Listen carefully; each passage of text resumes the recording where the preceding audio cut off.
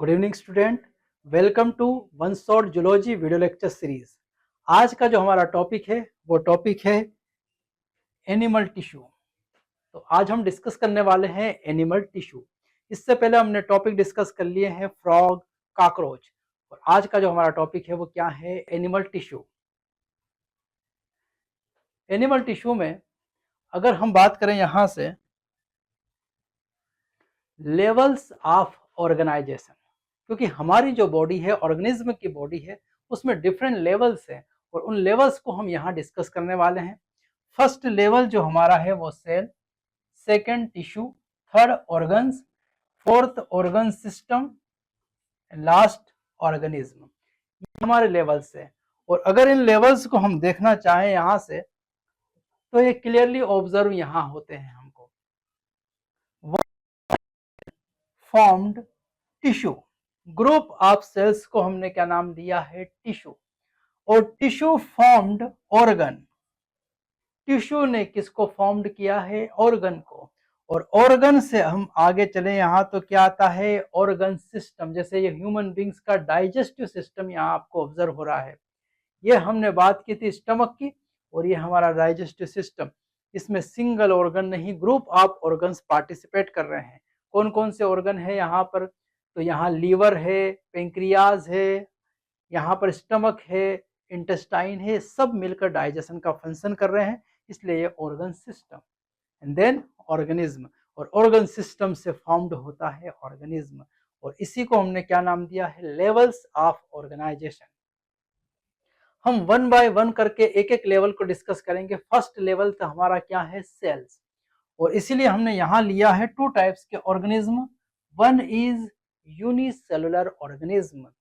Unicellular organism की बात करें अगर हम, तो हमारे पास बेस्ट एग्जांपल है वो है amoeba.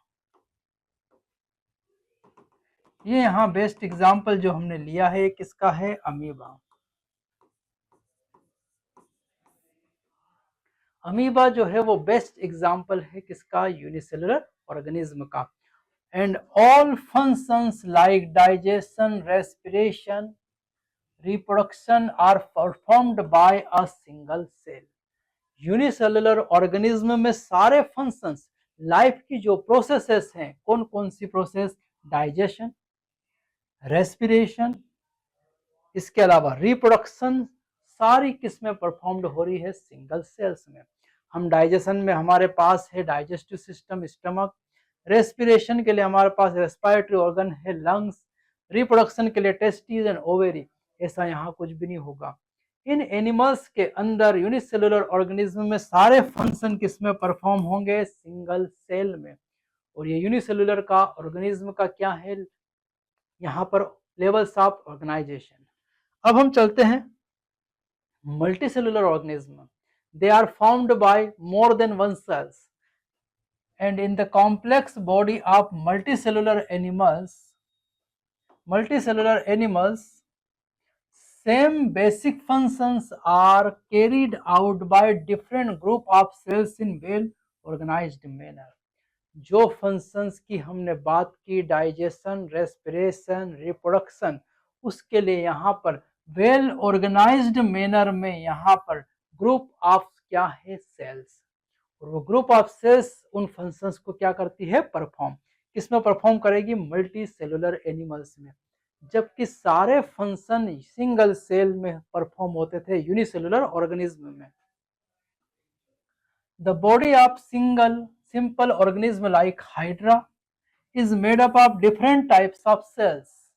the number of cells in each type can be thousands। हम फर्स्ट एग्जांपल ले रहे हैं मल्टी सेलुलर ऑर्गेनिज्म का। यहाँ एनसीईआरटी ने जो दिया है वो क्या है, हाइड्रा। और hydra belongs to phylum Coelenterata. और सिलेंट्रेटा में अभी केवल टिश्यूज प्रेजेंट है, ऑर्गन क्या है, अब्सेंट।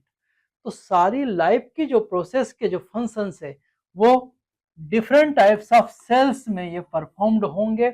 और इन सेल्स का जो ग्रुप है उस सिंगल ग्रुप में, जैसे यहाँ सेल्स का ये ग्रुप है, ये एक फंक्शन परफॉर्म करेगा, ये दूसरा ग्रुप है, ये दूसरा फंक्शन परफॉर्म करेगा। और इन सेल्स के ग्रुप के अंदर नंबर ऑफ सेल्स कितनी होंगी, थाउजेंड्स ऑफ सेल्स होंगी सिंगल ग्रुप में। यहाँ थाउजेंड्स ऑफ सेल्स और यहाँ भी थाउजेंड्स ऑफ सेल्स। लेकिन वहीं पर अगर हम मल्टी सेलुलर एनिमल्स में वेल ऑर्गेनाइज्ड बात कर रहे हैं, ह्यूमन बॉडी हमारी बात करें यदि, तो composed of billions of cells to perform various functions. हमारे इसमें बिलियंस ऑफ सेल्स हैं और वही फंक्शन हाइड्रा में थाउजेंड्स ऑफ सेल्स से होता है और वही function unicellular animal like amoeba single cell में होता है। चले आगे चलें। सेल्स क्या फॉर्म्ड करती है? Tissue. In multicellular animals, group of similar cells along with the intercellular substances perform a specific function. Such an organization is called as tissue. तो ग्रुप ऑफ सेल्स, ये ग्रुप का सेल्स का क्या है? Group, और ये इनके बीच में इंटरसेलुलर मैट्रिक्स है। ये क्या है? Intercellular matrix. तो ग्रुप ऑफ सेल्स और उनका इंटरसेलुलर मैट्रिक्स सब्सटेंस मिलकर ये सभी का ग्रुप सेल्स का क्या करते हैं? एक स्पेसिफिक फंक्शंस परफॉर्म करते हैं और उसी को हमने क्या नाम दिया है? Tissue. And there are four types of basic tissues. First one connective tissue, second epithelial tissue, muscles tissue and nervous tissue. ये फोर टाइप्स के हमारे पास क्या है? Basic tissue. और इन्हीं का इस चैप्टर में हम क्या करने वाले हैं? Discussion, detail study epithelial tissue, connective tissues and साथ ही साथ हम मस्कुलर टिश्यू और नर्वस टिश्यू की भी क्या करेंगे? स्टडी इस पूरे टॉपिक में। आगे चलें। Organ, tissue formed organ. These tissues are organized in a specific proportion and pattern to form an organ like stomach, lungs, heart and kidney. ये सारे के सारे हमारे क्या है? ऑर्गन्स। कौन कौन से ऑर्गन है हमारे पास में? क्या क्या ऑर्गन है हमारे पास? Stomach, lungs, heart and kidney. और ये ऑर्गन्स किससे फॉर्म्ड हुए हैं? टिश्यूज। एक डिफरेंट स्पेसिफिक प्रोपोर्शंस, इनकी क्वांटिटी कितनी होना चाहिए? एंड पैटर्न, इन ऑर्गन्स का पैटर्न क्या है? टिश्यूज का पैटर्न क्या है? इनमें ये क्या फॉर्म्ड करते हैं? ऑर्गन्स। जैसे यहाँ देखे हमने स्टमक, ये क्या है? एक ऑर्गन। इसके अंदर कौन कौन से टिश्यू है? देखो यहाँ पर, ये कोलुमनार एपिथेलियल टिश्यू है, ये ब्लड कनेक्टिव टिश्यूज है, ये नर्वस टिश्यूज है, ये लूज कनेक्टिव टिश्यूज है, ये स्मूथ मसल्स मस्कुलर टिश्यूज है। मतलब फोर डिफरेंट टाइप्स के टिश्यू एक साथ एक पर्टिकुलर प्रोपोर्शंस में, पैटर्न में क्या फॉर्म्ड कर रहे हैं? स्टमक को क्या कर रहे हैं? फॉर्म्ड कर रहे हैं। चलो आगे देखें हम। Organ formed organ system. Organ system. When two or more organs perform a common functions by their physical and chemical interaction, they together form organ system like digestive system and respiratory system.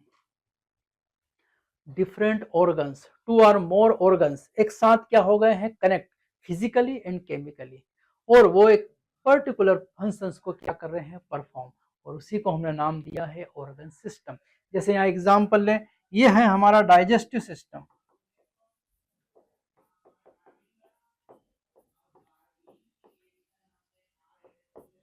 किसकी बात कर रहे हैं हम? Digestive system.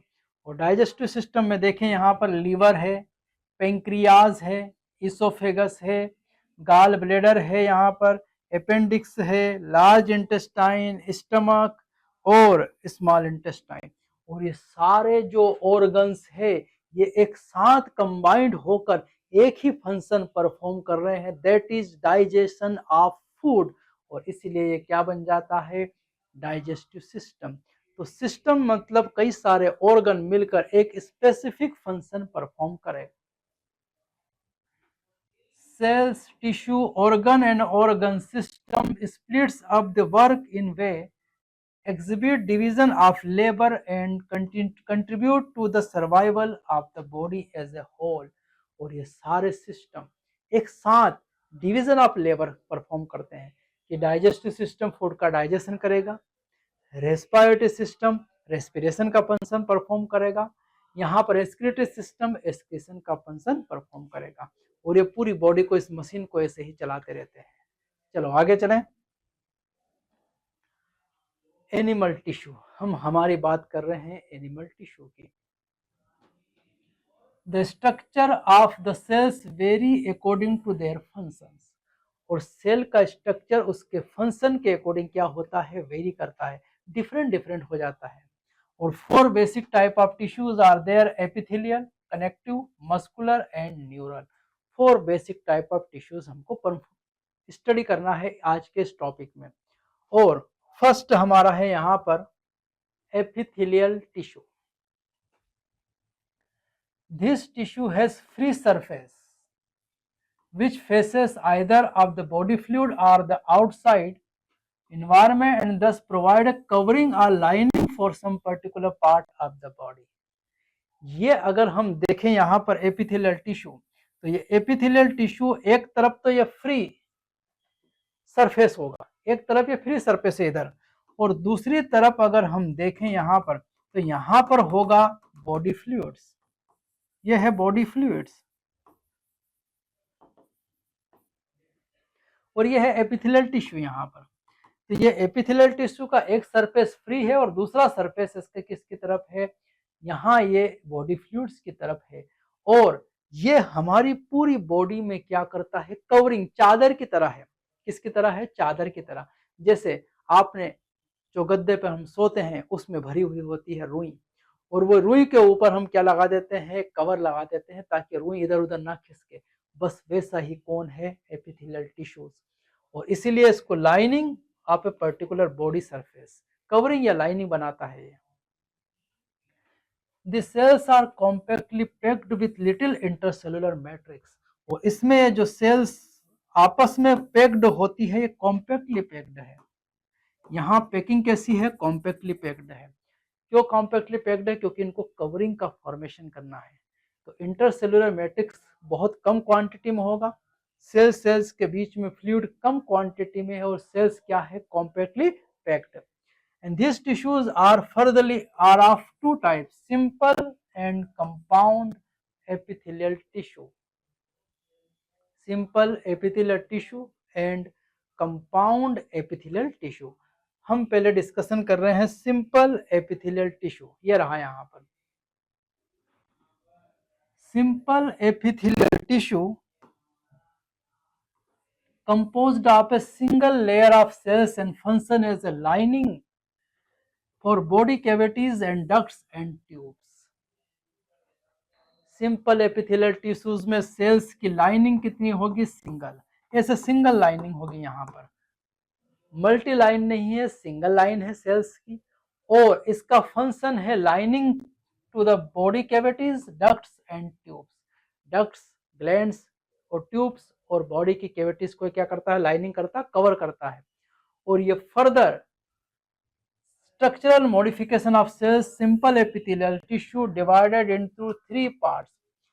Sales क्या कर रही है, सिंपल एपिथेलियम में मॉडिफाइड हो रही है, अपने स्ट्रक्चर चेंज कर रही है, और 3 टाइप्स के मॉडिफिकेशन है, squamous, cuboidal and columnar. One by one करके डिस्कस कर रहे हैं। फर्स्ट है हमारा स्क्वामस एपिथेलियल टिश्यू।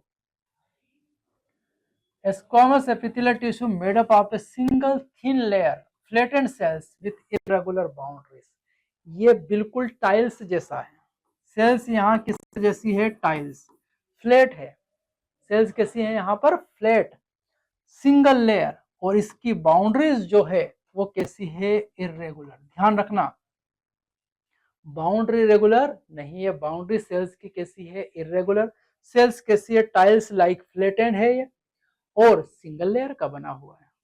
कहाँ प्रेजेंट है, walls of blood vessels and air sacs of lungs like alveoli. Alveoli देखिए हमने इस तरह से, यह लंग्स के अंदर क्या प्रेजेंट है, एल्वलाई, और यहीं से O2 CO2 का क्या होता है, एक्सचेंज। CO2 अंदर जाती है और O2 ब्लड में आ जाती है। तो ये O2 CO2 का एक्सचेंज भी इसी स्क्वामस एपिथेलियल टिश्यू से होगा। साथ ही साथ ब्लड वेसल्स में भी क्या है, squamous epithelial tissue. Functions like performing diffusion, इसका मेन फंक्शन है स्क्वामस एपिथेलियल टिश्यू, जो कि फ्लैटेंड है, थिन है, इसलिए यहां से सरफेस से इजीली डिफ्यूजन प्रोसेस से गैसेस का क्या होगा, एक्सचेंज। तो गैसियस एक्सचेंज में इंपॉर्टेंट रोल प्ले कौन करता है, स्क्वामस एपिथेलियल टिश्यू। चलो अगला टिश्यू देखते हैं हम, cuboidal epithelial tissues. Cuboidal epithelial tissue composed of a single layer, ये भी सिंगल लेयर है क्योंकि सिंपल एपिथेलियल टिश्यू है। In cube like cells, cell का स्ट्रक्चर कैसा है, cube like, cube means 4 sides are equal, cube like cells है। यहाँ पर देखो ये सेल का शेप कैसा है, cube like. Commonly found in ducts of gland, कहाँ प्रेजेंट होगा एक cuboidal epithelial tissue, ducts of gland and tubular part of nephron, PCT, DCT and PCT tubular parts of nephron in kidney, kidney के अंदर। And main function क्या होगा, secretion and absorption, ये ध्यान रखना आपको। क्यूबॉइडल एपिथेलियल टिश्यू का main function है सिक्रीशन एंड एब्जॉर्प्शन। क्या क्या वर्क परफॉर्म करेगा, सिक्रीशन और एब्जॉर्प्शन, दोनों फंक्शन परफॉर्म कौन करेगा, क्यूबॉइडल एपिथेलियल टिश्यू। तो नेफ्रॉन में इसका फंक्शन क्या होगा, सिक्रीशन का भी, H+ आयन अमोनिया का सिक्रेशन करेगा, K+ का सिक्रेशन करेगा, न्यूट्रिएंट्स का, ग्लूकोज का, वाटर का ये रीअब्जॉर्प्शन करता है। तो दोनों फंक्शन परफॉर्म करेगा क्यूबॉइडल एपिथेलियल टिश्यू। चलो आगे चलें, अगला है columnar epithelial tissue. Columnar epithelial tissue composed of single layer, ये भी सिंगल लेयर है। यहाँ पर टॉल सेल्स जो है वो कैसी हो गई है, टॉल हो गई। यहाँ पर slender and tall and nuclei located at the base, और न्यूक्लियाई इन सेल्स की कहां पर होगा, बेस पर ये प्रेजेंट होगा। ऐसे हर कहीं नहीं होगा, कहां होगा, सेल की बेस पर। फ्री सरफेस में है माइक्रोविलाई, और इसकी ये जो फ्री सरफेस है, ये सेल्स मान लो, यहाँ पर यहाँ न्यूक्लियस प्रेजेंट है, इसकी फ्री सरफेस पर ऐसा प्रेजेंट होंगे जिनको क्या नाम दिया है, माइक्रोविलाई। और माइक्रोविलाई सरफेस एरिया को इंक्रीज करता है, जिससे मैक्सिमम डाइजेस्टेड फूड का क्या होगा, एब्जॉर्प्शन। और फूड का डाइजेशन, फूड का एब्जॉर्प्शन मैक्सिमम कहाँ होता है, तो हम जानते हैं स्टमक एंड इंटेस्टाइन। तो ये टिश्यू कोलुमनार एपिथेलियल टिश्यू कहाँ प्रेजेंट है, स्टमक और इंटेस्टाइन में। यही सिक्रीशन होगा, फंक्शन क्या है, सिक्रीशन, डाइजेस्टिव एंजाइम्स का सिक्रीशन होगा, और डाइजेस्टेड फूड का क्या होगा, रीएब्जॉर्प्शन। और ये दोनों फंक्शन परफॉर्म कौन करता है, कोलुमनार एपिथेलियल टिश्यू। तो इस सिक्रीशन भी परफॉर्म करेगा और एब्जॉर्प्शन का फंक्शन भी परफॉर्म करेगा। कौन सा टिश्यू, कोलुमनार एपिथेलियल टिश्यू। चलो 3 टिश्यू हो गए सिंपल के। अब हम इस सिंपल के कुछ मॉडिफिकेशन देखने वाले हैं। फर्स्ट मॉडिफिकेशन है सिलिएटेड एपिथेलियल टिश्यू। यहां पर अगर हम देखें तो कोलुमनार एंड क्यूबॉइडल सेल्स, या तो कोलुमनार या cuboidal cells bear cilia on their free surface, ये फ्री सरफेस पर क्या प्रेजेंट है, उसके सीलिया आ गए हैं, क्या प्रेजेंट हो गए हैं, सीलिया। एंड सिलिएटेड एपिथेलियल, सो इसको नाम क्या दे दिया है, सिलिएटेड एपिथेलियल्स नाम दे दिया है। फंक्शंस क्या है, move particles mucus in a specific direction, particle या म्यूकस का क्या करेगा, ये मूवमेंट करवाएगा एक स्पेसिफिक डायरेक्शन में। And they are mainly present on inner surface of hollow organs like bronchioles and fallopian tubes. हम जानते हैं ब्रोंकियोल्स में जो म्यूकस है, वो म्यूकस को बाहर फेंका जाता है। अगर म्यूकस के साथ, एयर के साथ डस्ट पार्टिकल, माइक्रो ऑर्गेनिज्म आ जाए तो उनको म्यूकस चिपका लेता है और वापस इनको कहाँ एक्सपेल कर दिया जाता है, बाहर। वो काम कौन करेगा, सिलिएटेड एपिथेलियल टिश्यू। और ह्यूमन बींग्स में फेलोपियन ट्यूब में हम जानते हैं फेलोपियन ट्यूब में इस तरह का यहाँ आता है ओवम, और इस ओवम को मूवमेंट कौन करवाता है? इस ओवम का भी मूवमेंट करवाता है ये सिलेटेड एपिथेलियल टिश्यू। तो ये दो जगह पर प्रेजेंट होगा, ब्रोंकियोल्स एंड फेलोपियन ट्यूब, और इन दोनों जगह क्या प्रेजेंट है? Chelated epithelial tissues. पर ये मॉडिफिकेशन किसका है? कोलुमनार एंड क्यूबोइडल सेल्स का ये क्या है? मॉडिफिकेशन। अगला मॉडिफिकेशन देख रहे हैं ग्लैंडुलर एपिथेलियल टिश्यूज के फॉर्म में, किसका? कोलुमनार और क्यूबोइडल सेल्स। कोलुमनार या क्यूबोइडल सेल्स का अब हम देख रहे हैं मॉडिफिकेशन क्या परफॉर्म कर रही हैं? Specialised for secretion and are called glandular epithelial tissues. वहां सीलिया आए थे और यहाँ ये फंक्शन परफॉर्म कर रही है कौन सा? सिक्रीशंस का। and they are glandular epithelial tissue further are of two types. One is unicellular glandular cells. अगर consisting of isolated glandular cells like goblet cells of the alimentary canal.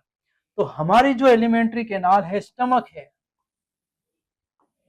और intestine में जो गोबलेट सेल्स हैं, ये goblet sales क्या करती है? Continuous secretions, digestive enzymes का क्या करेगी? सिक्रीशन। तो ये देखो यहाँ पर ये ग्लैंडुलर सेल्स है जो क्या कर रही है? Continuous secretions. और जितना ये ज्यादा सिक्रीशन करेगी उतना ज्यादा जूस का सिक्रीशन होगा और फूड का डाइजेशन होगा। पर ये सिंगल सेल ग्लैंड जैसा क्या कर रही है यहाँ पर? बिहेवियर। तो goblet cells of alimentary canal unicellular glandular cells का क्या है? एग्जाम्पल। नेक्स्ट चले मल्टीसेलुलर सेल्स का ग्रुप है, देखो यहां पर ये, और इन्होंने ग्रुप ऑफ सेल्स ने मिलकर एक ग्लैंड बनाई है जिस ग्लैंड का नाम है सलाइवरी ग्लैंड। और ये सलाइवरी ग्लैंड में सिंगल सेल नहीं, ग्रुप ऑफ क्या है? सेल्स। और ये अपना सिक्रीशन यहां डाल रही है जिसको हमने नाम दिया है सलाइवा। सिक्रीशन को क्या बोला है? सलाइवा। और इस सलाइवा इस सलाइवरी ग्लैंड से कहां आ जाता है? बाहर। Consisting of cluster of cells, single cell से नहीं बना है, क्लस्टर ऑफ सेल से फॉर्म्ड हुआ है। तो ये जो सिंगल सेल है या तो कोलुमनार होगी या क्यूबोइडल, और इन्हीं का ये मॉडिफिकेशन है यहाँ पर। ठीक है, अगला चले अगर हम, तो on the basis of mode of pouring their secretions, glands are divided into two categories, namely exocrine and endocrine. Exocrine gland and endocrine gland, इनके सिक्रेशन के बेसिस पर नाम दिया है। फर्स्ट हम बात कर रहे हैं एक्सोक्राइन ग्लैंड, ऐसी ग्लैंड जिसमें क्या होती है? डक्ट्स प्रेजेंट है। ये डक्ट्स क्या प्रेजेंट है? डक्ट्स। और ये अपना सिक्रेशन इस डक्ट्स के थ्रू पोर्ड करती है, तो इन्हें क्या कहा है? Exocrine gland. और अगर डक्ट होगी तो ये कहीं भी अपना सिक्रेशन पोर्ड कर सकती है। क्या क्या सिक्रेशन होगा? Exocrine gland secretes mucus, saliva, earwax, oil, milk, digestive enzyme, and other products. These ducts are released through ducts or tube. These products are released through ducts or tube. और ये सारे product ducts या tube से क्या होते हैं? Release. Duct बोल दो या ट्यूब से क्या हो रहे हैं? रिलीज। और ऐसी ग्लैंड को हमने क्या नाम दिया है? Exocrine gland. सलाइवरी ग्लैंड क्या है? Exocrine gland. ग्लोबुलेट सेल्स जो है वो क्या है? Exocrine glands. अब हम चल रहे हैं आगे, endocrine glands. Endocrine gland do not have ducts, इनमें डक्ट्स नहीं है, और इसीलिए their products are called hormones. सारा पूरा चैप्टर है हमारा केमिकल कोऑर्डिनेशन, वो किस पर है? इंडोक्राइन ग्लैंड्स पर बेस्ड है। And secreted directly into the fluid bathing the glands। और जहां ये ग्लैंड प्रेजेंट है वहीं अपना सिक्रेशन क्या कर देती है? पोर्ड, क्योंकि इनके पास डक्ट नहीं है। और अगर इनडायरेक्टली देखा जाए तो ये ब्लड में क्या कर रही है? अपना सिक्रेशन पोर्ड कर रही है। और ब्लड इस हार्मोन को पूरी बॉडी में क्या कर देता है? सर्कुलेट। और यही इसका फंक्शन है किसका, एंडोक्राइन ग्लैंड्स का। तो ये अभी हमने देखा सिंपल एपिथेलियल टिश्यू। अब हम चलने वाले अगला टिश्यू है हमारा कंपाउंड एपिथेलियल टिश्यू। चलो बच्चों, अब हम देख रहे हैं कंपाउंड एपिथेलियल टिश्यू। सेकंड हमारा टिश्यू है कंपाउंड एपिथेलियल टिश्यू। अभी तक जो हमने स्टडी किया है सिंपल एपिथेलियल टिश्यू, और अब हम डिस्कस करने वाले हैं compound epithelial tissue. Compound epithelial tissue consist of 2 और मोर लेयर्स। ये important, simple epithelial tissue single layer, वहां पर केवल सेल्स की क्या थी, सिंगल लेयर ऐसी। और यहाँ सेल्स की क्या है, multi layer, 2 or 3 or more than 2 cells layer present है यहाँ। And has protective function as it does in our skin. और इसका मेन फंक्शन क्या है, प्रोटेक्शन। क्या मेन फंक्शन है, प्रोटेक्शन। जैसा सिंपल एपिथेलियल टिश्यू का मेन फंक्शन था कवरिंग, और वैसे इसका मेन फंक्शन क्या है, protection. Compound epithelial tissue made up of more than one layer, multi layered है, and cells and thus has limited role in secretion and absorption। और multi layered है इसीलिए ये सिक्रीशन और एब्जॉर्प्शन इसका क्या होगा, लिमिटेड फंक्शन। वहीं पर सिक्रीशन और एब्जॉर्प्शन था मेन फंक्शन किसका, सिंपल एपिथेलियल टिश्यू। और कंपाउंड एपिथेलियल टिश्यूज में ये लिमिटेड फंक्शन है। तो फिर मेन फंक्शन क्या है, main function is to provide protection against chemical and mechanical stress. Chemical and mechanical stress के अगेंस्ट क्या दे रहा है, ये प्रोटेक्शन। कैसा प्रोटेक्शन है, तो जो मैकेनिकल्स को पहले समझते हैं कि आपके हाथ और आपके पैर दोनों जगहों पर क्या लगा हुआ है, कंपाउंड एपिथेलियल टिश्यू। और लगातार यहाँ फ्रिक्शन हो रहा है, इसीलिए वहां पर क्या प्रोवाइड कर रहा है, मैकेनिकल स्ट्रेस। और आप किसी केमिकल को पकड़ते हो हाथ से, वो केमिकल स्ट्रेस से क्या दे रहा है, protection. They cover the dry surface of the skin. कहाँ कहाँ प्रेजेंट होगा compound epithelial tissue, cover the dry surface of skin, skin के ड्राई सरफेस को कवर करेगा। Moist surface of buccal cavity, अंदर मुख माउथ में जो बक्कल कैविटी है अंदर उसकी कौन सी सरफेस होगी, मॉइस्ट सरफेस पे, क्योंकि खाना जाएगा फ्रिक्शन होगा। फेरिंग्स, वो पेस कॉमन प्लेस जहां से एयर और फूड पास होता है वहां भी लगा होगा ये। Inner lining of ducts of salivary gland and pancreatic ducts. तो पेंक्रियाज और सलाइवरी ग्लैंड जो है ये भी अपना सिक्रीशन जो पोर करती है उसमें भी केमिकल्स है। और उसको जो ये डक्ट है इसकी, वो डक्ट किससे कवर होगी, कंपाउंड एपिथेलियल टिश्यू, ताकि वो केमिकल स्ट्रेस से क्या देगा, ये प्रोटेक्शन। तो ये कंपाउंड एपिथेलियल टिश्यू था हमारा। ये क्या दिख रहा है आपको, मल्टी लेयर्ड है, यहाँ पर सिंगल लेयर्ड नहीं, कैसा होगा ये, मल्टी लेयर्ड। नेक्स्ट अगर देखें हम तो सेलुलर जंक्शंस। अगर इस एपिथेलियल टिश्यूज की बात करें तो one cell combined with the another cells, और इन दोनों सेल्स के बीच में यहाँ पर क्या आएंगे, सेलुलर जंक्शंस। दो सेल आपस में किसी ना किसी जंक्शन से क्या होगी, attach. All cells in epithelial held together with their little intercellular matrix, और इनका इंटरसेलुलर मैट्रिक्स क्या होगा, वेरी लिटिल, बहुत कम होगा। In nearly all animal tissues, specialized junctions provide both structural and functional links between its individual cells। और ये क्या provide कर रहे हैं, structural and functional links between the individual cells. तो ये मान लो 2 सेल्स है यहाँ पर, ये 2 सेल्स हैं, ये दोनों सेल आपस में अटैच होगी लिटिल इंटरसेलुलर मैट्रिक्स के द्वारा, और इनमें साथ ही साथ ये सब्सटेंस का एक्सचेंज भी करवाएगा। तो फंक्शनल रोल भी प्ले करेगा ये सेलुलर जंक्शन, और साथ ही साथ स्ट्रक्चरल, ये दोनों अटैच भी रहेंगे। ये 2 in 1 फंक्शन है सेलुलर जंक्शन का। 3 types of cell junctions, 3 types of cell junctions are found in the epithelial and other tissue. Mainly 3 types of cell junctions are present. One by one करके study कर रहे हैं। First है यहाँ पर tight junctions. क्या है ये, टाइट जंक्शंस। ये जंक्शन जो है ये टाइट जंक्शन है, एक दूसरे में क्या हो जाएगी, अटैच, टाइटली अटैच्ड होंगी सेल्स। और tight junction helps to stop substance from leaking across the tissue. और इन टाइट जंक्शन से सब्सटेंस का लीकेज पॉसिबल नहीं है। ये लीक प्रूफ है, डॉक्टर फिक्सिट की तरह है। ये वाटर प्रूफिंग के लिए डॉक्टर फिक्सिट, और सब्सटेंस का लीकेज प्रूफ बनाना हो तो कौन सा जंक्शन लगाएंगे, टाइट जंक्शन। नेक्स्ट है हमारा adhering junction. Second junction, adhering junction perform cementing to keep neighbouring cells together. और दोनों सेल्स को टुगेदर अटैच करने का फंक्शंस करता है, दो सेल्स को क्या करता है, अटैच। और कौन अटैच करेगा, वो एडरिंग जंक्शन। ये इसका मेन फंक्शन है, अटैचमेंट। वो लीक प्रूफ था, ये अटैचमेंट। और थर्ड है यहाँ पर गैप जंक्शन। देखो यहाँ पर ये होल दिख रहे हैं, यहाँ पर ये होल है, और इन होल को यहाँ कट करके दिखाया, ये होल इधर, ये होल इधर।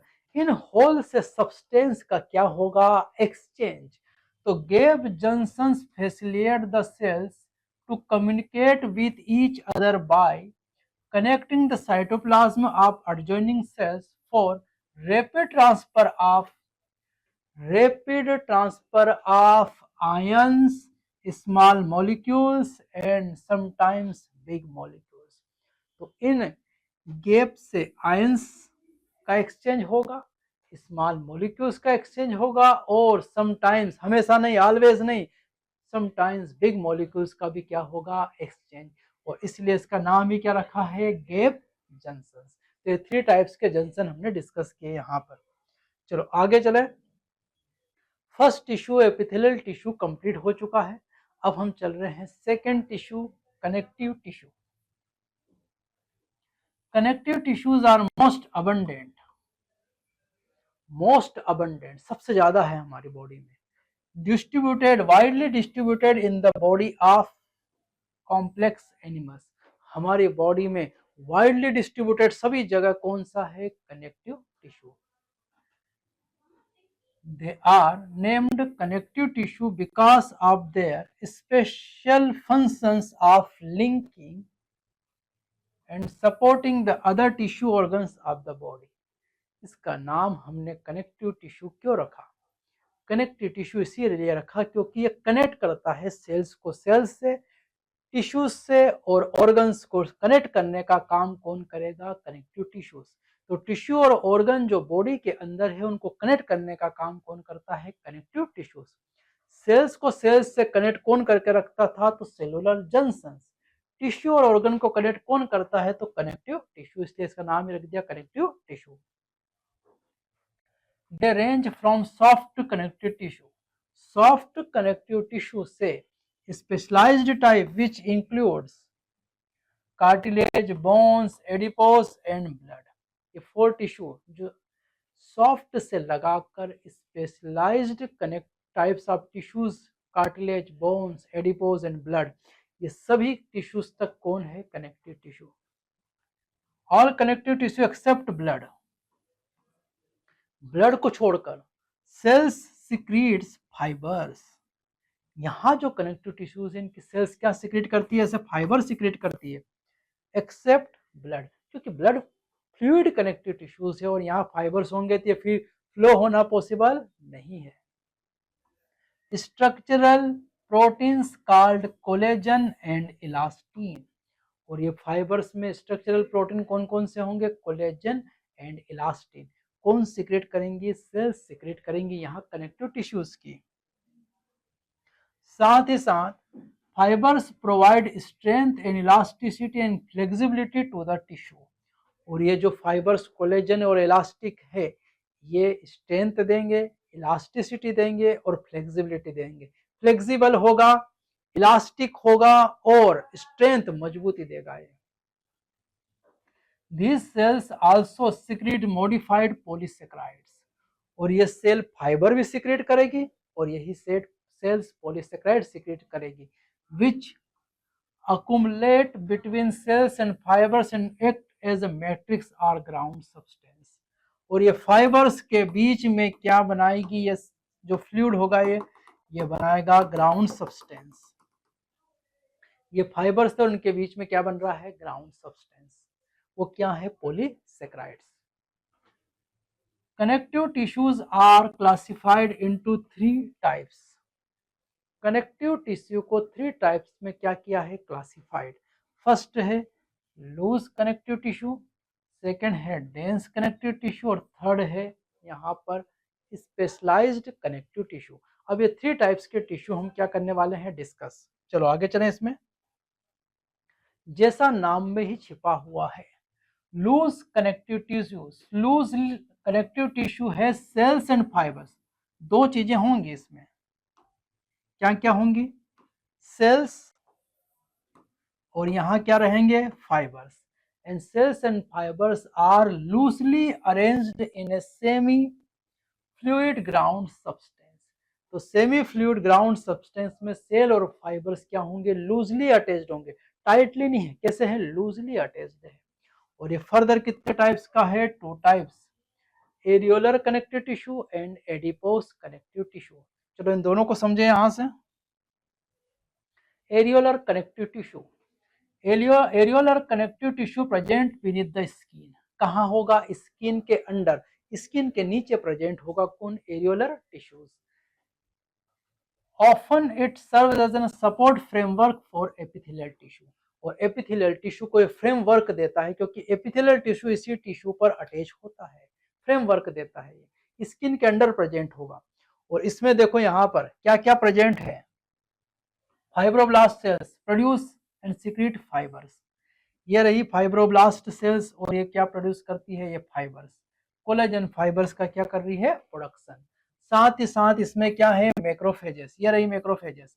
और ये मैक्रोफेजेस फेगोसाइटिक एक्शन करती है, माइक्रो ऑर्गेनिज्म को इनगल्फ करेगी, डिस्ट्रॉय करेगी। थर्ड है यहाँ पर मास्ट सेल्स, ये दिख रही है हमको यहाँ पर, ये मास्ट सेल्स है यहाँ पर। और ये जो मास्ट सेल्स हैं, ये हिपेरिन, सेरोटोनिन, हिस्टामिन जैसे सब्सटेंस को सिक्रेट करती है। साथ ही साथ यहाँ WBC भी नजर आ रही है, देखो WBC, ये भी WBC इधर, ये WBC भी यहाँ क्या है, प्रेजेंट। तो ये एरियोलर कनेक्टिव टिश्यू कहाँ प्रेजेंट होगा, बीनीथ द स्किन, स्किन के नीचे। और इसका मेन फंक्शन है attach skin with muscles.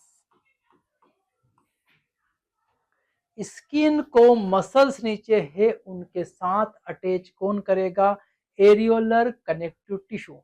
Areolar connective tissue skin को किससे कनेक्ट करता है, मसल से। यही इसका क्या है, मेन फंक्शन। चलो आगे चलें।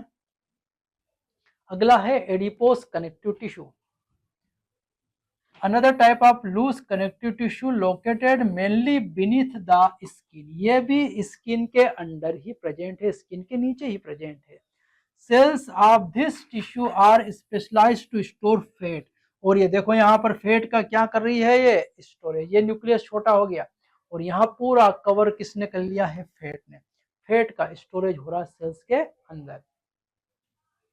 Excess of nutrients which are not used immediately are converted into fats and are stored in this tissue। और जो एक्स्ट्रा न्यूट्रिएंट हमारी बॉडी में आते हैं उनको भी हमारी बॉडी किस में कन्वर्ट कर देती है, फैट में। और कहाँ स्टोर हो जाते हैं, इसी एडिपोस कनेक्टिव टिश्यूज में। और इसका जो एडिपोस कनेक्टिव टिश्यू, इसी के कारण हमारी बॉडी में स्टोरेज होता है फैट्स का, और बड़ी सी तोंद भी निकल आती है इसी के कारण, लूज एडिपोस कनेक्टिव टिश्यूज के कारण। अगला हम देखें डेंस कनेक्टिव टिश्यू, लूज था, अब हम बात कर रहे हैं dense connective tissue. Fibres and fibroblast are compactly packed in the dense connective tissue. यहाँ पर ये जो सेल्स हैं और ये जो फाइबर्स हैं, ये फाइबर्स और सेल कैसे अटैच हैं, कॉम्पैक्टली अटैच है। कैसे अटैच है, compactly attach. And orientation of fibre sources are regular or irregular pattern and are called as dense regular and dense irregular tissue. इसको 2 पार्ट्स में डिवाइड किया है। ये जो फाइबर्स है इनका अलाइनमेंट के बेसिस पर इस टिश्यू को 2 पार्ट्स में डिवाइड किया है, डेंस रेगुलर और डेंस इरेगुलर। चलो उनको देखते हैं हम। सिंपल है, डेंस रेगुलर कनेक्टिव टिश्यू, और रेगुलर है इसका मतलब है in dense regular connective tissue collagen fibres are present in rows between many parallel bundles of fibres. देखो यहाँ पर ये सेल्स जो हैं, इन सेल्स पर ये फाइबर्स बिल्कुल रेगुलर पैटर्न में एक रो में, सिंपल रो में क्या है, अरेंज्ड है, और इसीलिए इसका नाम क्या रखा है, रेगुलर कनेक्टिव टिश्यू। एक लाइन से है सीधा, रो में कैसे अटैच्ड है, लाइन से। और इनके 2 बेस्ट एग्जांपल हैं, one is tendon and another one is ligament. Tendons का काम है बोन्स जो हमारी है, ये हमारी जैसे बोन्स, ये लॉन्ग बोन्स, और बोन्स के ऊपर में बना रहा हूं ये मसल्स, ये क्या है, मसल्स। और बोन्स को मसल्स से अटैच करके रखता है कौन, टेंडन्स। टेंडन्स के कारण ही हमारी हाथ की जैसे बोन है, ह्यूमरस और रेडियस अल्ना, उनके ऊपर मसल्स लगी है, और उसके ऊपर की जो मसल्स है और बोन्स को अटैच करके रखा है वो किसने, टेंडन्स ने। और लिगामेंट का काम है, अगला हमारा क्या है, लिगामेंट। एक बोन को दूसरी बोन से क्या करता है, अटैच, ये लिगामेंट। 2 लॉन्ग बोन्स को ये क्या करेगा, अटैच। तो बोन्स को बोन से अटैच कौन करता है, लिगामेंट्स, और बोन को मसल से अटैच कौन करता है, टेंडन्स। और ये दोनों के दोनों किसके एग्जांपल है, रेगुलर कनेक्टिव टिश्यू, जहां पर फाइबर्स, कोलेजन फाइबर्स किस पैटर्न में होंगे, रेगुलर रोज में होंगे।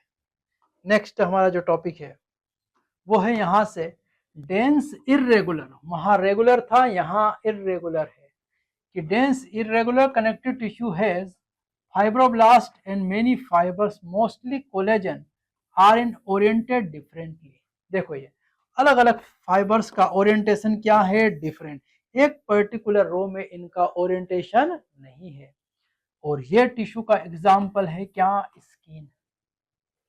Dense irregular connective tissue present इन स्किन, और हमारी स्किन में क्या प्रेजेंट है, डेंस इरेगुलर कनेक्टिव टिश्यूज, ये इसका बेस्ट एग्जांपल है। चलो आगे चले, अगला हमारा है स्पेशलाइज्ड कनेक्टिव टिश्यू, और इसमें 3 टिश्यूज को इंक्लूड किया, कार्टिलेज, बोन्स एंड ब्लड। किस किस को इंक्लूड किया है, कार्टिलेज, बोन्स एंड ब्लड को इंक्लूड किया, और तीनों ही स्पेशलाइज्ड कनेक्टिव टिश्यूज हैं। सबसे पहले हम स्टार्टिंग करेंगे किससे, cartilage. Intercellular matrix of cartilage is solid, liquid नहीं है, क्या है, solid, pliable and resist to compression. Pliable मतलब फ्लेक्सिबल है, ये कान में जो है ये कार्टिलेज, और ये कैसा है, फ्लेक्सिबल, और कंप्रेस के लिए क्या होगा, रेजिस्टेंट, और सॉलिड है, लिक्विड नहीं है। Cells of this tissue chondrocyte cells है यहाँ पर, are enclosed in small cavity within the matrix secreted by them। यहाँ देखो ये दिख रही है आपको सेल्स, और यही सेल है कौन सी, कॉन्ड्रोसाइट सेल्स। और ये कॉन्ड्रोसाइट सेल्स ने सब्सटेंस का सिक्रेशन किया, और ऐसा किया कि खुद ही उसकी कैविटी में बंद हो गए, आसपास सब्सटेंस का क्या कर लिया, सिक्रेशन। कौन सी सेल्स ने, कॉन्ड्रोसाइट सेल्स ने। Most of the cartilage in vertebrates embryo are replaced by bones in adult. तो एम्ब्रियो में क्या है, कार्टिलेज, और जब एडल्ट हो जाता तो वही कार्टिलेज किस में कन्वर्ट हो जाता है, बोन्स में। तो एम्ब्रियो में क्या है, कार्टिलेज, और वही कार्टिलेज जब एडल्ट में जाता है तो किस में कन्वर्ट हो जाता है, बोन्स में। इसीलिए आपने देखा होगा बच्चा गिर जाता है चलते चलते, 1 साल का बच्चा, तो उसके हाथ पे टूटते नहीं है, क्योंकि वहां कार्टिलेज ज्यादा है, बोन्स अभी सॉफ्ट है। कार्टिलेज किस में कन्वर्ट हो रहे हैं, बोन्स में। Cartilage is present in the tip of, कहां कहां कार्टिलेज है, टिप ऑफ नोज, ये हमारी नोज की tip, outer ear joints, outer ear pinna, in between adjacent bones of the vertebral column, और वर्टिबल कॉलम में जो इंटरवर्टिबल डिस्क है वहां। Limbs and hands in adult, और एडल्ट के हाथ, लिम्स एंड हैंड्स, हाथ पांव जो है सब में क्या प्रेजेंट है, कार्टिलेज। और ये सब कार्टिलेज का डायग्राम ध्यान रखना, 2 सेल्स है यहाँ पर। नेक्स्ट है हमारा स्पेशलाइज्ड कनेक्टिव टिश्यू में, वो क्या है, bones. Bones have hard and non playable ground substance rich in calcium salt and collagen fibres which gives bone its strength. तो ध्यान रखना, बोन्स हार्ड है, उधर था कैसा, सॉफ्ट था, इतना हार्ड नहीं था, वो कार्टिलेज फ्लेक्सिबल था। हार्ड है, नॉन प्लेएबल है, वो प्लेएबल था, वो फ्लेक्सिबल था, ये फ्लेक्सिबल नहीं है। और इसके ग्राउंड सब्सटेंस में कैल्शियम साल्ट का डिपोजिशन है और कोलेजन फाइबर्स का, और ये दोनों इसको क्या दे रहे हैं, strength. It is the main tissue that provide structural frame to the body.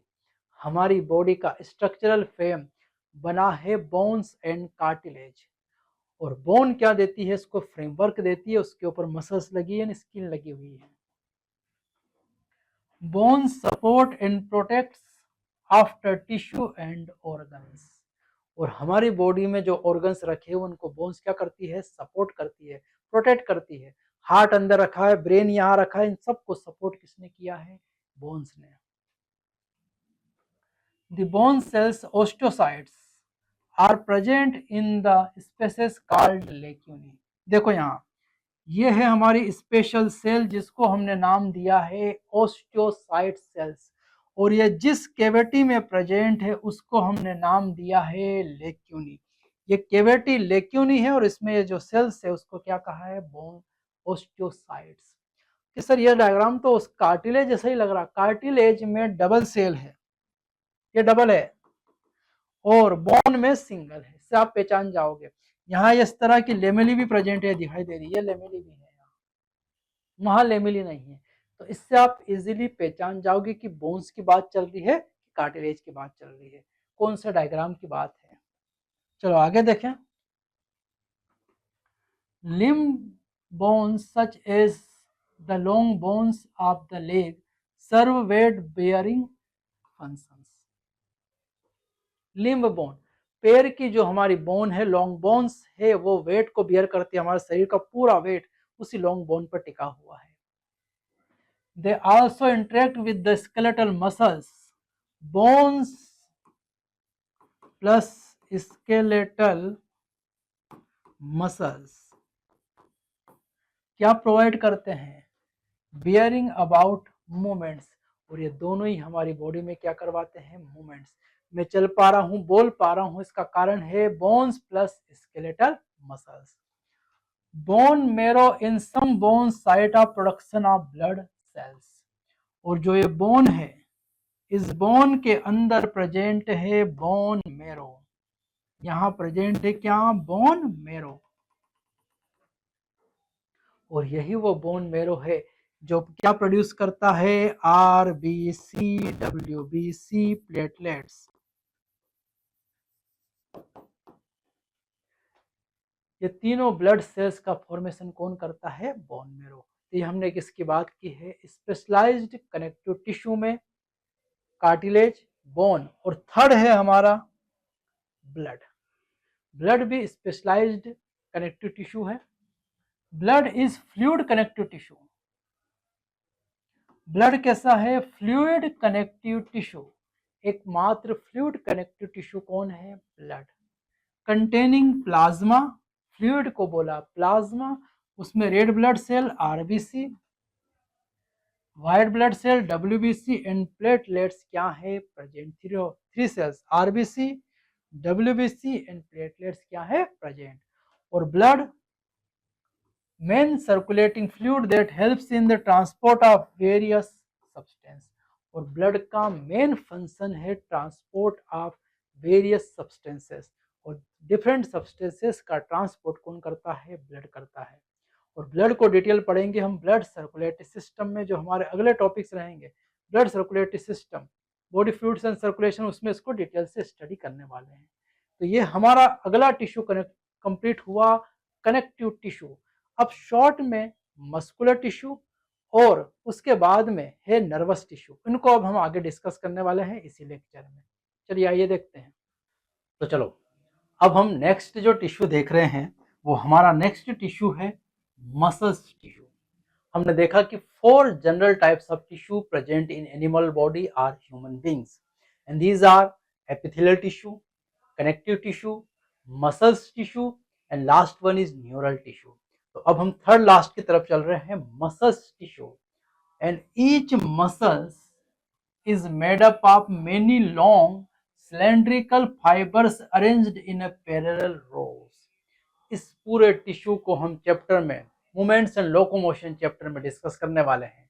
यहाँ इसमें शॉर्ट में ही डिस्कस किया गया, इसलिए शॉर्ट में ही मैं बता रहा हूँ जो जो बातें बताई हैं कि यहाँ पर ये जो long cylindrical and fibers arranged in a parallel fashions, ये फाइबर्स जो है ये लॉन्ग होंगे, सिलेंड्रिकल होंगे और पैरेलल फैशंस में क्या होंगे, arranged. These fibers are composed of numerous fine fibers called myofibers, और इन फाइबर्स के अंदर भी क्या प्रेजेंट है, numerous fibre, and that is known as myofibrils, जिन्हें क्या नाम दिया है, मायोफाइब्रिल्स। नेक्स्ट अगर पॉइंट देखें, muscle fibres contract in response to stimulus and then relaxed. Muscles में कॉन्ट्रैक्शन और रिलैक्सेशन जो है वो एक्सटर्नल स्टिमुलस से ही होता है। एक्सटर्नल स्टिमुलस जो है वही यहाँ पर मसल्स का करवाता है कॉन्ट्रैक्शन एंड रिलैक्सेशन। जैसे अगर यहाँ पर स्टिमुलस दिया गया कि मान लो पिन चुभ हुई हाथ में, तो हाथ तुरंत खिसक जाएगा, ये मसल्स कॉन्ट्रैक्शन के कारण होगा। लेकिन पिन चुभ होना क्या है, स्टिमुलस। तो स्टिमुलस के कारण ही मसल्स में कॉन्ट्रैक्शन और क्या होता है, रिलैक्सेशन।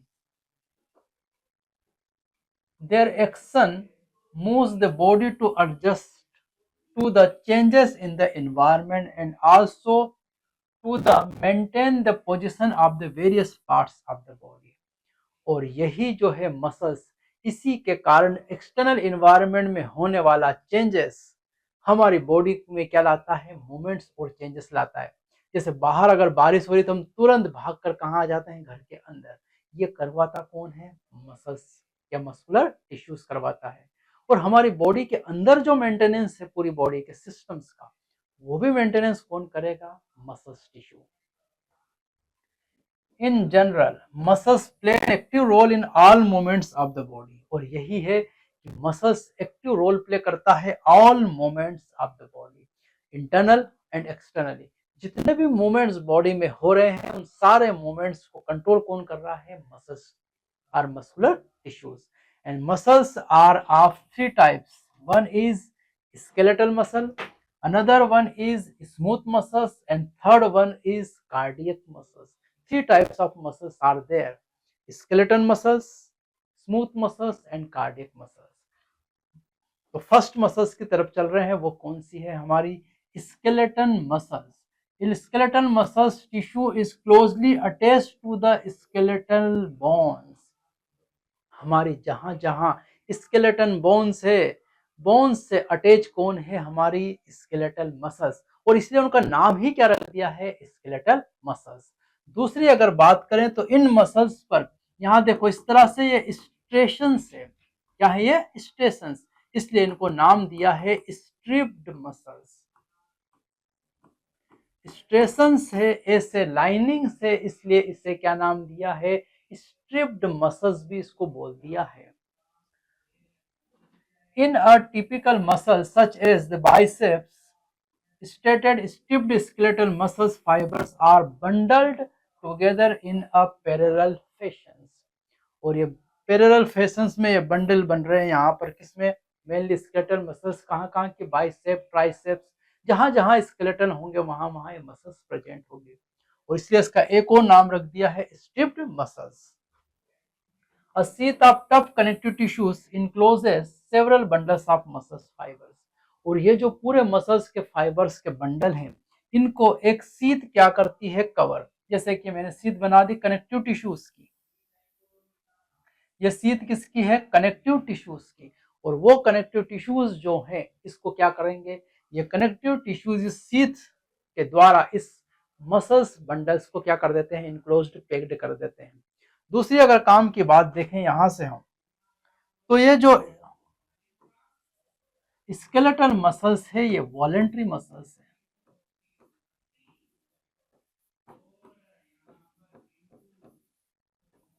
वॉलेंटरी मसल्स है, इसमें इट मीन्स इसका ब्रेन से सीधा क्या है, कनेक्शन। मैं अगर चाहूं तो हाथ उठा सकता हूं, चाहूं तो नीचे कर सकता हूं, क्योंकि यहां पर ब्रेन से कंट्रोल है मसल्स के ऊपर, इसलिए इसे नाम दिया है वॉलेंटरी मसल्स। तो स्केलेटल मसल्स क्या होती है, वॉलेंटरी मसल्स। इनमें ये देखो यहाँ पर क्या प्रेजेंट है, ये न्यूक्लियस प्रेजेंट भी होता है और ये मल्टी न्यूक्लिएटेड कंडीशंस में प्रेजेंट होती है। ये मसल्स के बंडल्स हैं और ये जो सिलेंड्रिकल लॉन्ग मसल्स के जो बंडल है ये कनेक्टिव टिश्यूज के सीथ से क्या होते हैं, इंक्लोज्ड आर कवर्ड होते हैं। तो ये है हमारी स्केलेटन मसल्स। सेकेंड मसल्स की अगर हम डिस्कशन करें तो हमारी मसल्स आती है second, smooth muscles. Smooth muscle fibres apart from both the ends and do not show stations. Taper at both the ends, देखो दोनों एंड्स पर क्या है, टेपरिंग। टेपरिंग मतलब नेरो है दोनों एंड्स, और मिडिल में ये थोड़ी क्या है, थिक है।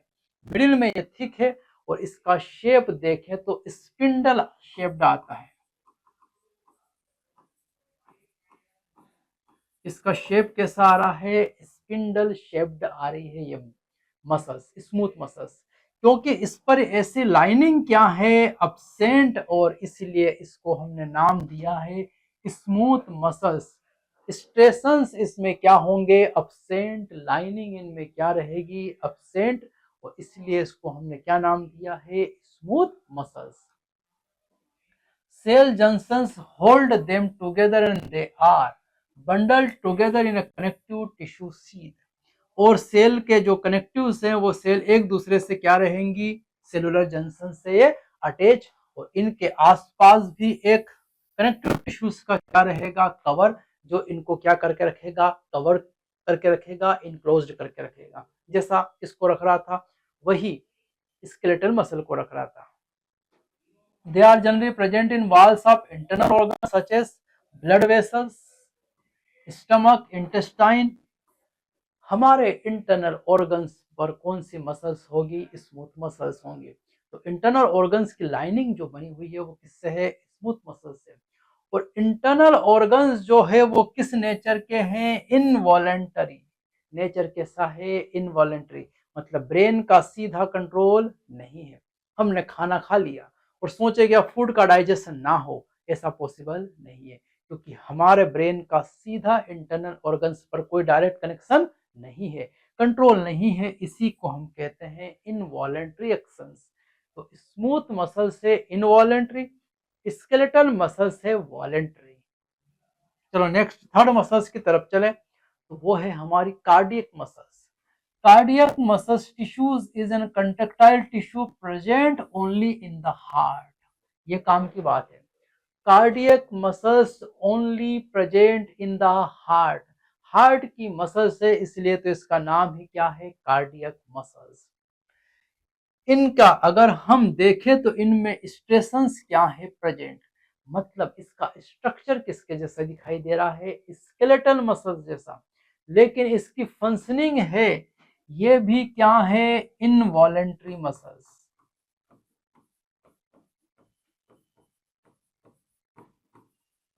कैसी मसल्स है, इनवॉलेंट्री मसल्स है, मतलब ये अपने ब्रेन से कंट्रोल नहीं होती। हार्ट तो पंपिंग करता रहता है, वो ब्रेन से कंट्रोल होने वाला नहीं है। ये मसल्स भी कैसी है, इनवॉलेंट्री मसल्स है। तो स्ट्रक्चर वाइज स्केलेटल मसल है और फंक्शन वाइज किसके जैसी है, स्मूथ मसल जैसी, इनवॉलेंट्री एक्शंस। ये देखें और काम की बात यहाँ पर कि ये ब्रांच्ड है, इसमें क्या होती है, इस तरह की ब्रांचिंग निकली है, तो ये ब्रांच्ड स्ट्रक्चर है। कैसा स्ट्रक्चर है कार्डियक मसल्स का, branched structure. Cell junction fuse the plasma membranes of the cardiac muscle cells and make them stick together. और सेल के जंक्शंस जो है, जैसे यहाँ सेल जंक्शन है, तो टू सेल्स क्या हो गई है, सेलुलर जंक्शंस पर अटैच हो गई है, प्लाज्मा मेम्ब्रेन पर फ्यूज्ड हो गई है।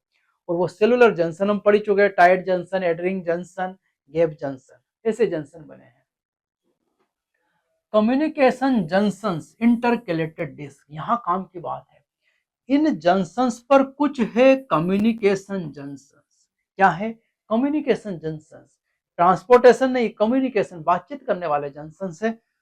और उन्हें हमने नाम दिया है intercalated disc. At some fusion points allow cells to contract as a unit. When one cell receives the signals to contract, its neighbor cells also stimulate to contract. क्योंकि हम जानते हैं हार्ट में कंटिन्यूअस कॉन्ट्रैक्शन और क्या हो रहा है, रिलैक्सेशन। और हार्ट के कॉन्ट्रैक्शन और रिलैक्सेशन के लिए सारी मसल्स एक साथ कलेक्टिवली एज ए यूनिट क्या होना चाहिए, कॉन्ट्रैक्ट और रिलैक्स। और इसीलिए यहाँ पर जो लगाए गए हैं वो क्या लगाए गए हैं, इंटरकलेटेड डिस्क। इनसे कम्युनिकेशन होता है। अगर एक सेल को स्टिमुलस मिलता है तो वो पड़ोस वाली सेल को ये तुरंत क्या कर देती है, ट्रांसफर कर देती है, ताकि सभी एक साथ क्या हो सके, कॉन्ट्रैक्ट और रिलैक्स। ये है हमारी कार्डियक मसल्स। तो ये 3 टाइप्स की हमारी क्या हो गई, मसल्स। अब हम चलते हैं नेक्स्ट टिश्यू जो हमारा है वो है neural tissue, last tissue, 4th type. Neural tissue exert the greatest control over the body responsiveness to changing conditions। जो भी कंडीशंस इंटरनल और एक्सटर्नली चेंजेस आ रही है उसके अगेंस्ट ये क्या करता है, रिस्पॉन्स देता है। जितना भी रिस्पॉन्स देता है वो कौन देता है, न्यूरल टिश्यू।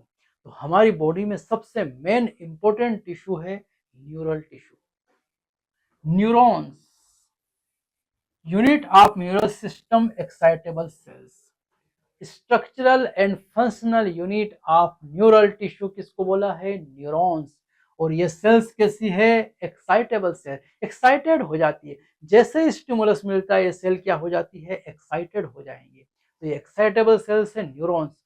और ये एक्साइटेबल है, मतलब देखें यहाँ पर ये न्यूरॉन्स का हम स्ट्रक्चर वैसे डिटेल से डिस्कस करेंगे। अभी सिर्फ शॉर्ट में समझ लो कि यहाँ पर चार्ज और ये मेम्ब्रेन है इस न्यूरॉन की। इस न्यूरॉन पर जैसे ही आप स्टिमुलस देते हो, क्या देते हो, स्टिमुलस, ये सेल्स क्या हो जाती है, न्यूरॉन सेल एक्साइटेड। और इसका इलेक्ट्रिकल सिग्नल जो है वो सिग्नल इसकी मेम्ब्रेन पर क्या होता है, रन होता है। तो when neurons is suitably stimulated an electrical disturbance is generated which swiftly travels along the plasma membrane. और इसकी प्लाज्मा मेम्ब्रेन पर वो जो भी डिस्टरबेंस हुआ वो क्या करता है, ट्रेवल। बाकी डिटेल से इसको न्यूरो नर्वस सिस्टम वाले चैप्टर में ही डिस्कस करेंगे। यहाँ इसको पूरा डिटेल से समझ पाना पॉसिबल नहीं है क्योंकि शॉर्ट में दिया है यहाँ पर। Arrival of the disturbance at the neurons ending or output zones triggers events that may cause stimulation or inhibition of adjacent neurons to the other cells। तो ये अगर इसका हेड है जिसको हम डेंड्राइट्स यहाँ पर क्या बोलते हैं, ये डेंड्राइट्स है, ये साइटोन है और ये एक्सोन। तो ये सिग्नल इस तरह से ट्रेवल करेगा और एंड पॉइंट पर जाकर दूसरे न्यूरॉन्स से इसकी क्लंपिंग होती है और वहां पर ये सिग्नल को स्टिमुलेट भी कर सकता है या सिग्नल को क्या कर सकता है, चेक भी कर सकता है। स्टिमुलेशन या इनिबिशन दोनों काम करेगा, स्टिमुलेशन या इनिबिशन। तो ये इसको डिटेल से समझेंगे वही नर्वस सिस्टम में, वहां इजीली समझ में आएगा ना न्यूरल टिश्यू। वहां एक पॉइंट नहीं है, उस पॉइंट को और मैं डिटेल से यहाँ डिस्कस करवा दूं। द न्यूरोग्लियल सेल्स, कौन सी सेल्स है, neuroglial sales, which constitute the rest of the neural system, protects and support neurons। देखो यहाँ जो सेल्स दिखाई दे रही है आपको ये वाली, इनको नाम दिया है न्यूरोग्लिया और न्यूरोग्लियल सेल्स। और ये जो न्यूरोग्लियल सेल्स हैं ये सेल न्यूरॉन्स को दो काम कर रही है, protection, protect and support. Neurons को प्रोटेक्ट भी कर रही है और सपोर्ट भी कर रही है ये न्यूरॉन्स है। और इसमें ये एक्सोन है, ये यहाँ साइटोन है और ये सब डेंड्राइट्स है। और इसी के सराउंडिंग में सेल्स प्रेजेंट है न्यूरोग्लियल सेल्स, और ये नर्वस सिस्टम के न्यूरॉन्स को प्रोटेक्ट कर रही है और सपोर्ट कर रही है, प्रोटेक्शन और सपोर्ट कर रही है। और हम ये जानकर हैरान होंगे कि neuroglial makes up more than half of the volume of the neural tissue in our body. हम समझते थे नर्वस सिस्टम जो बना है वो किससे बना है, न्यूरॉन से, लेकिन पूरे नर्वस सिस्टम के वॉल्यूम का मोर देन हाफ वॉल्यूम कवर कौन करता है, न्यूरोग्लियल सेल्स। और यही बहुत फेमस क्वेश्चन है नीट का। तो न्यूरोग्लियल सेल्स कितना वॉल्यूम कवर करता है, पूरे न्यूरल सिस्टम का मोर देन हाफ वॉल्यूम क्या करता है, कवर करता है। तो ये 2 इंपॉर्टेंट पॉइंट्स थे जो आपको वहां नहीं मिलेंगे, इसलिए इनको यहाँ समझाया मैंने। प्रोटेक्ट और सपोर्ट न्यूरॉन्स को कौन करता है, न्यूरोग्लियल सेल्स। पूरे न्यूरल सिस्टम का हमारी बॉडी में मोर देन हाफ वॉल्यूम कवर कौन करता है, न्यूरोग्लिया। तो ये हमारा यहाँ का ये टॉपिक हमारा क्या हो चुका है, कंप्लीट। एनिमल टिश्यू अब क्या हो चुका है, कंप्लीट। अब अगला जो हम टॉपिक या अगला चैप्टर लेकर फिर आपके सामने हाजिर होंगे। थैंक यू सभी को।